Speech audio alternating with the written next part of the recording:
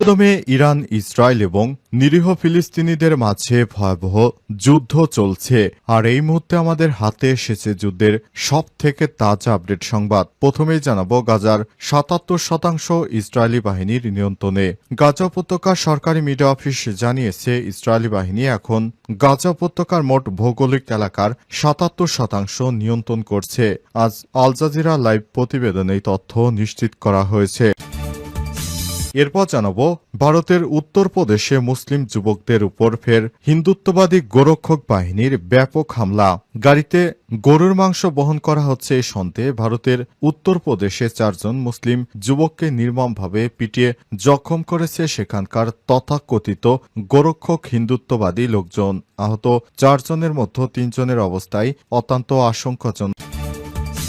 এদিকে বাংলাদেশের দুটি চিকেন নেক আছে, দুটি অনেক বেশি ঝুঁকিপূর্ণ। বাংলাদেশকে হুঁশিয়ার করলেন আসামের মুখ্যমন্ত্রী।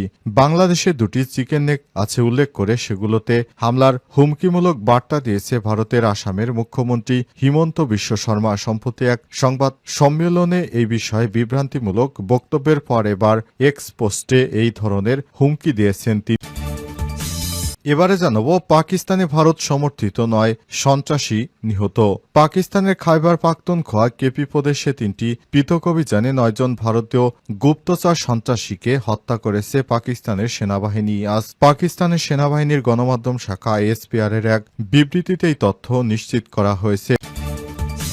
এবং সর্বশেষ জানাবো এত কিছুর পরও ডিসেম্বরেই নির্বাচন চায় বিএনপি। অন্তর্বর্তীকালীন সরকারের অধীনে অবাধ ও নিরপেক্ষ জাতীয় নির্বাচন দেখার প্রত্যাশার কথা জানিয়েছে বিএনপির ভারপ্রাপ্ত চেয়ারম্যান তারেক। তিনি বলেছেন ডিসেম্বরের মধ্যেই বিএনপি নির্বাচন চায়। তিনি বলেন প্রধান উপদেষ্টা অধ্যাপক ড মোহাম্মদ ইউনূসের সঙ্গে বিএনপির প্রতিনিধি দলের বৈঠক হয়েছে। বৈঠকে প্রধান উপদেষ্টাকে বিএনপি আগামী ডিসেম্বরের মধ্যে জাতীয় নির্বাচনের কথা পুনর্ব্যক্ত করেছে। প্রিয় দর্শক, এতক্ষণ শুনছিলেন সংবাদ শিরোনাম, এবারে বিস্তারিত।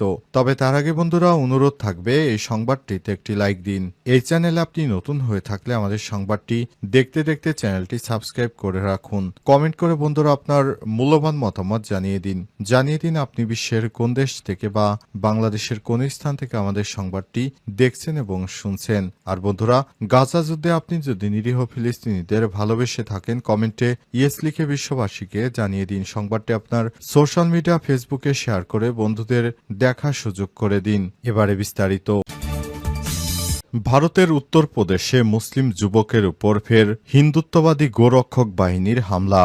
বাড়িতে গরুর মাংস বহন করা হচ্ছে এ সন্দেহে ভারতের উত্তরপ্রদেশে ৪ জন মুসলিম যুবককে নির্মমভাবে পিটিয়ে জখম করেছে সেখানকার তথাকথিত গোরক্ষক বাহিনী হিন্দুত্ববাদীরা। আহত ৪ জনের মধ্যে ৩ জনের অবস্থা অত্যন্ত আশঙ্কাজনক। এই ঘটনাটি ঘটেছে শনিবার রাজ্যের আলিগড় জেলায়। আহত যুবকরা সবাই ওই জেলার আটরলি শহরের বাসিন্দা। জেলা পুলিশ সূত্রের তাদের নাম আরবাজ, আকিল, কাদিম ও মুন্না খান বলে জানানো হয়েছে। এদিকে ওই যুবকের উপর অকথ্য নির্যাতনের একাধিক ভিডিও সোশ্যাল মিডিয়াতে ছড়িয়ে পড়েছে, যাতে দেখা যাচ্ছে হামলাকারীরা তাদের জামা কাপড় খুলে নিয়ে প্রায় নগ্ন করে পেটাচ্ছে। মারধর করার সময় কাস্তে এবং কাটারির মতো ধারালো অস্ত্রশস্ত্র, লাঠি সোটা, রড এবং ইটও ব্যবহার করা হয়েছিল। আহত যুবকদের একজন আকিলের বাবা সালিম খান স্থানীয় সংবাদ মাধ্যমকে বলেছেন, ভিডিও দেখলেই বুঝবেন কিভাবে ওরা আমার সন্তানকে পিটিয়েছে। আমার সেটা বর্ণনা করার ভাষা নেই। আকিল এখন আলিগড় হাসপাতালে মৃত্যুর সঙ্গে পাঞ্জা লড়ছেন বলেও জানান তিনি। হামলার ঘটনা যে ঘটেছে তার সত্যতা নিশ্চিত করা হয়েছে আলিগড় পুলিশের পক্ষ থেকে। তবে তারা এখনো কাউকে গ্রেপ্তার করেনি। তবে গাড়িতে যে মাংস ছিল তার নমুনা সংগ্রহ করে সেটি কিসের মাংস তা পরীক্ষা করা সহ সব অভিযোগের তদন্ত করা হবে বলে আশ্বাস দিয়েছে। বছর কয়েক আগেও বিশেষত উত্তর ভারতের বিভিন্ন রাজ্যে এই গোরক্ষক বাহিনীগুলো হামলায় প্রায় নিয়মিতই ঘটনা হয়ে দাঁড়িয়েছিল। বিপ বহন করার অভিযোগে তাদের হাতে বহু মুসলিম পশু খামারি ও ব্যবসায়ী নিহত হয়েছে। হিন্দুত্ববাদীরা গরুর মাংস রাখলে মুসলিমদের পিটিয়ে হত্যা করছে। গাজার ৭৭% ইসরায়েলি বাহিনীর নিয়ন্ত্রণে, রিপোর্ট প্রকাশ। গাজা উপত্যকার সরকারি মিডিয়া অফিস জানিয়েছে, ইসরায়েলি বাহিনী এখন গাজা উপত্যকার মোট ভৌগোলিক এলাকা ৭৭% নিয়ন্ত্রণ করছে। আজ আল জাজিরার লাইভ প্রতিবেদনে এই তথ্য নিশ্চিত করা হয়েছে। গাজার মিডিয়া অফিসের বিবৃতিতে বলা হয়েছে, সরাসরি গাজায় অনুপ্রবেশ এবং আবাসিক ও বেসামরিক এলাকায় দখলদার বাহিনীর মোতায়েনের মাধ্যমে ইসরায়েলি সব অঞ্চল নিয়ন্ত্রণে রেখেছে। এছাড়াও গুরুতর অগ্নি নিয়ন্ত্রণের মাধ্যমে নাগরিকদের তাদের বাড়ি, এলাকা, ভূমি ও সম্পত্তিতে প্রবেশ করতে বাধা দেওয়া হচ্ছে। একই সঙ্গে অবৈধ জোরপূর্বক উচ্ছেদ নীতিও অব্যাহত রয়েছে, যার মাধ্যমে গাজার ভূমি নিয়ন্ত্রণ করা হচ্ছে।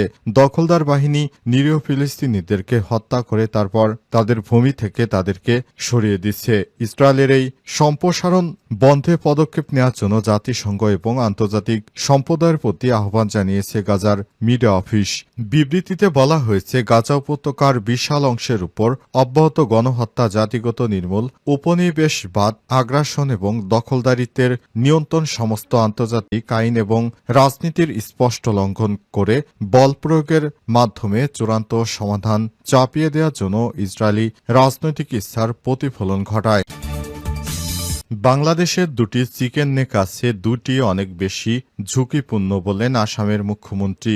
বাংলাদেশে দুটি চিকেন নেক আছে উল্লেখ করে সেগুলোতে হামলার হুমকিমূলক বার্তা দিয়েছে ভারতের আসামের মুখ্যমন্ত্রী হিমন্ত বিশ্ব শর্মা। সম্প্রতি এক সংবাদ সম্মেলনে এই বিভ্রান্তিমূলক বক্তব্যের পর এবার এক্সপোস্টে একই ধরনের হুমকি দিলেন তিনি। আজ এক্সপোস্টে তিনি লিখেছেন, বাংলাদেশের নিজস্ব দুটি চিকেন নেক আছে, দুটি অনেক ঝুঁকিপূর্ণ। হিমন্ত উল্লেখ করে বলেছেন, চিকেন নেক করিডোর নিয়ে ভারতকে হুমকি দিয়ে থাকেন, তাদের এই তথ্যগুলো মনে রাখা উচিত। তিনি লিখেছেন, দক্ষিণ দিনাজপুর থেকে দক্ষিণ পশ্চিম গারো পাহাড় পর্যন্ত ৮০ কিলোমিটার উত্তর বাংলাদেশ করিডোর। এখানে যে কোনো নিম্ন বিঘ্ন সমগ্র রংপুর বিভাগকে বাংলাদেশের বাকি অংশ থেকে সম্পূর্ণ বিচ্ছিন্ন করে দিতে পারে। আসামের মুখ্যমন্ত্রী আরও লিখেছেন, দক্ষিণ ত্রিপুরা থেকে বঙ্গোপসাগর পর্যন্ত ২৮ কিলোমিটার চট্টগ্রাম করিডোর।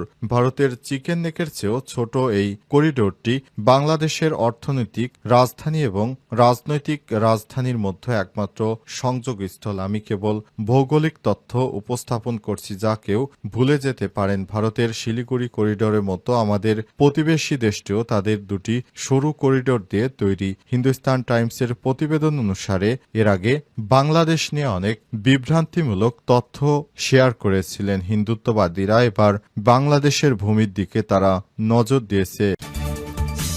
ডিসেম্বরের মধ্যেই নির্বাচন চাইলেন তারেক রহমান। অন্তর্বর্তীকালীন সরকারের অধীনে অবাধ ও নিরপেক্ষ জাতীয় নির্বাচন দেখার প্রত্যাশার কথা জানিয়েছে বিএনপির ভারপ্রাপ্ত চেয়ারম্যান তারেক রহমান। তিনি বলেছেন, প্রধান উপদেষ্টা অধ্যাপক ড মোহাম্মদ ইউনূসের সঙ্গে বিএনপির প্রতিনিধি দলের বৈঠক হয়েছে। বৈঠকে প্রধান উপদেষ্টাকে বিএনপি আগামী ডিসেম্বরের মধ্যে জাতীয় নির্বাচন অনুষ্ঠানের কথা পুনর্ব্যক্ত করেছে। রাজধানীর ডিপ্লোমা ইঞ্জিনিয়ার্স ইনস্টিটিউশন মিলনায়তনে ন্যাশনাল পিপলস পার্টি এনপিপির 18তম প্রতিষ্ঠা বার্ষিকীর আলোচনা সভায় লন্ডন থেকে ভার্চুয়ালি যোগ দিয়ে তারেক রহমান এসব কথা বলেছেন। বিএনপির ভারপ্রাপ্ত চেয়ারম্যান তারেক বলেন, এই সরকারের নেতৃত্বে জনগণ দেশের ইতিহাসে অবিলম্বে অবাধ নিরপেক্ষ একটি জাতীয় নির্বাচন দেখতে চায়। সরকারের গঠনমূলক সমালোচনা করার আহ্বান জানিয়ে তারেক রহমান বলেন, জনগণের সরাসরি ভোটে নির্বাচিত সরকার, অন্তর্বর্তীকালীন সরকার বা তত্ত্বাবধায়ক সরকার হোক, নাগরিকদের সরকারের গঠনমূলক সমালোচনা জারি রাখতে হবে। দেশের জনগণ সরকারের করুণার পাত্র নয়। সরকার অবশ্যই জনগণের ন্যায্য দাবি মানতে বাধ্য। এখানে সরকারের মান অভিমান বা রাগ বিরাগের কোনো সুযোগ নেই। দেশের স্থিতিশীল গণতান্ত্রিক সরকার না থাকায় দেশি বিদেশি বিনিয়োগে স্থবিরতা নেমে এসেছে উল্লেখ করে বিএনপির ভারপ্রাপ্ত চেয়ারম্যান আরও বলেন, এটা অনিশ্চিত রাজনৈতিক ও অর্থনৈতিক পরিস্থিতি নিয়ে বিভিন্ন শ্রেণী পেশার মানুষের মধ্যে এক ধরনের অস্থিরতা তৈরি হয়েছে, যে কারণে বিভিন্ন শ্রেণী পেশার মানুষ প্রতিদিন বিভিন্ন দাবি দাওয়া নিয়ে রাজপথে নেমে আসছে। কিন্তু দুঃখজনক হলেও এই মুহূর্তে তাদের দাবি শোনার কেউ নেই। অন্তর্বর্তীকালীন সরকারে বাজেট পাশের ঠিক আগ মুহূর্তে এনবিআরের সংস্কার চাপিয়ে দিয়ে রাজস্ব আদায়ের ক্ষেত্রে অচল অবস্থা তৈরি করেছে বলে মনে করেন তারেক রহমান। তিনি বলেন, এটি অর্থনীতির জন্য খুবই ভালো বিষয় নয়। এই ধরনের পরিস্থিতি মোকাবেলায় জবাবদিহিতামূলক গণতান্ত্রিক সরকার সবচেয়ে বেশি কার্যকরী ভূমিকা রাখতে পারে বলে সবার বিশ্বাস। তারেক রহমান বলেন, দ্রুত সময়ের মধ্যে নির্বাচন চাই। নির্বাচন হলে বিএনপি ক্ষমতায় আসলে বিএনপি সবকিছু করবে।